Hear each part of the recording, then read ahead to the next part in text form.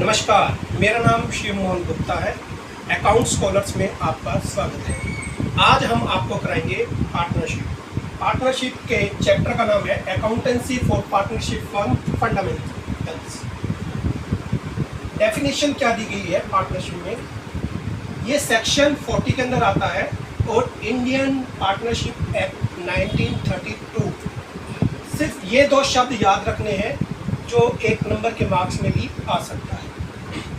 उसके बाद बताया गया partnership is the relation between persons, यानी कि पार्टनरशिप है दो व्यक्तियों की, यानी कि पर्सन्स के बीच का क्या है, रिलेशन है।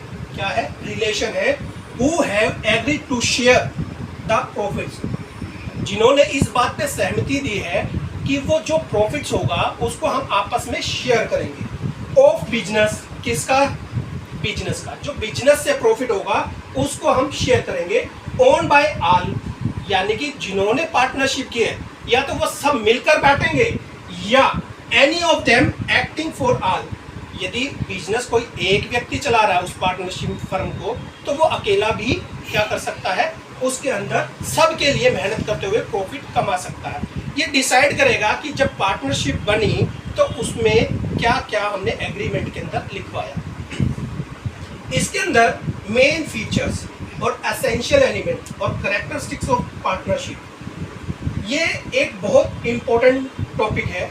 उसका कारण क्या है, पूरी की पूरी पार्टनरशिप इन इंपॉर्टेंट पॉइंट्स पर निर्भर करती है। क्या है, टू और मोर पर्सन्स। टू और मोर पर्सन का मतलब ये है, कभी भी पार्टनरशिप शुरू करनी है तो कम से कम दो पर्सन्स, दो व्यक्तियों का होना जरूरी है, जब ही पार्टनरशिप शुरू हो सकती है। एक व्यक्ति यदि काम करता है वो पार्टनरशिप नहीं है। और मैक्सिमम नंबर क्या हो सकते हैं, पार्टनरशिप के अंदर मैक्सिमम नंबर नहीं बताए गए, लेकिन केंद्र सरकार ने इसकी मैक्सिमम लिमिट 50% की रखी हुई है कि मैक्सिमम 50 होने चाहिए। लेकिन पार्टनरशिप करते वक्त कोशिश ये होनी चाहिए कि कम से कम व्यक्ति रखें। जितने ज़्यादा पार्टनर्स बढ़ते हैं उसमें डिस्प्यूट बढ़ने की संभावना ज़्यादा होती है, इसलिए कोशिश करके जब भी पार्टनरशिप का बिजनेस शुरू करें बहुत ज़्यादा पार्टनर्स ना बनाएं। उसके अंदर और कंडीशंस भी है कि कौन व्यक्ति पार्टनर्स नहीं बन सकता, वो है माइनस। माइनर का मतलब ये होता है जिसकी उम्र 18 साल अभी नहीं हुई है, वो पार्टनरशिप में पार्टनर नहीं बन सकता। उसके बाद है अनसाउंड माइंड। अनसाउंड माइंड का मतलब होता है वो दिमागी रूप से स्वस्थ नहीं है, यानी कि वो पागल है, वो क्या नहीं बन सकता, पार्टनर्स नहीं बन सकता। अगला पॉइंट है डिसक्वालीफाइड बाय लॉ। बहुत से लोग ऐसे होते हैं जो फ्रॉड करने के लिए बिजनेस करते हैं और फ्रॉड कर देते हैं, जिससे बहुत से लोगों का नुकसान हो जाता है, लीगल कार्रवाई होती है और ऐसे केस में कानून द्वारा उन लोगों को डिसक्वालीफाई कर दिया जाता है कि आप पार्टनर्स नहीं बन सकते या कोई बिजनेस नहीं चला सकते। तो ऐसे व्यक्ति पार्टनर्स नहीं बन सकते। उसके बाद है एग्रीमेंट। एग्रीमेंट का मतलब होता है जब आप पार्टनरशिप करने जा रहे हो, दो तरह की बातें होती हैं कि बिजनेस करना है। एक बात तो पार्टनर आपस में कहते हैं वर्बली, हम दोनों मिलकर बिजनेस शुरू करते हैं, कुछ पैसे लगाते हैं, लेकिन कुछ समय बाद जैसे जैसे समय निकलता है उसमें डिस्प्यूट होने शुरू हो जाते हैं, क्योंकि बात क्या हुई थी, वर्बल हुई थी, आपस में मौखिक रूप से हुई थी, जिसकी वजह से वो पार्टनर्स में डिस्प्यूट बनना शुरू हो जाता है। और दूसरा होता है रिटर्न एग्रीमेंट। रिटर्न एग्रीमेंट का मतलब ये है कि आप लिखित में एग्रीमेंट बनाए कि पार्टनरशिप चलेगी तो उसमें क्या क्या नियम होंगे, कौन कौन उस बिजनेस को चलाएगा, कौन कौन क्या काम करेगा, प्रॉफिट होगा तो क्या होगा। तो इसलिए वो एग्रीमेंट के रूप में लिख लेना चाहिए ताकि हमारी पार्टनरशिप में फ्यूचर में जाकर डिस्प्यूट ना हो। उसके बाद है existence of business and profit motive.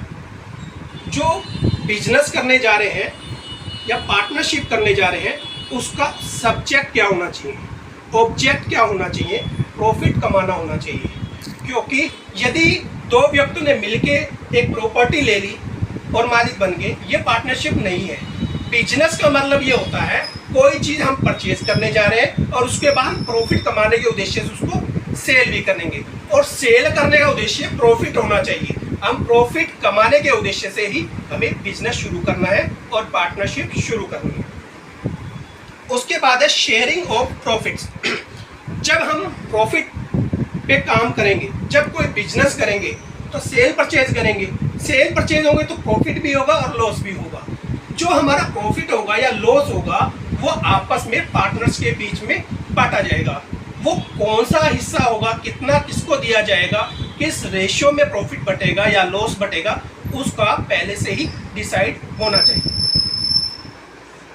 उसके बाद है relationship of principal and agent. जो पार्टनर होते हैं पार्टनरशिप के अंदर वो एज ए एजेंट की तरह भी काम करता है और एज ए प्रिंसिपल की तरफ काम करता है। जो एजेंट होता है तो एजेंट की तरह भी काम कर सकता है और पार्टनर्स को, जो अदर पार्टनर्स है, एज ए प्रिंसिपल की तरह काम करने के लिए भी उसको प्रेरित कर सकता है कि आप भी मेरे साथ काम करें।